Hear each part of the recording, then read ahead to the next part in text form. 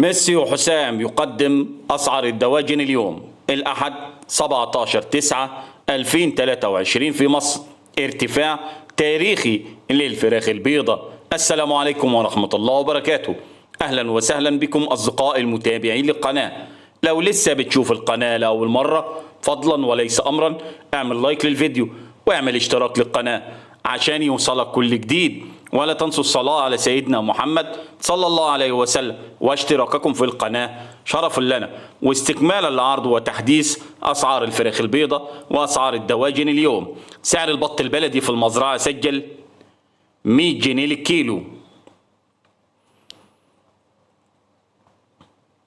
سعر البط الفرنساوي في المزرعة سجل 65 جنيه للكيلو. وكمان ساعة هينزل لكم فيديو جملة وقطاعي في المحلات.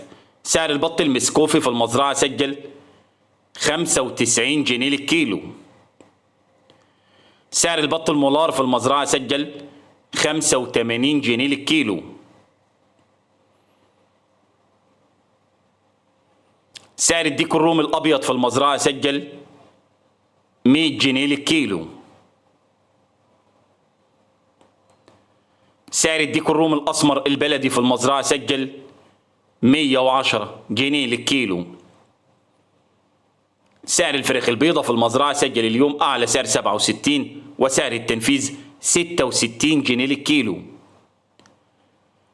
سعر الفراخ الساسو في المزرعة سجل أعلى سعر 93 وأقل سعر 92 جنيه للكيلو. سعر الأرنب اليوم في المزرعة سجل 80 جنيه.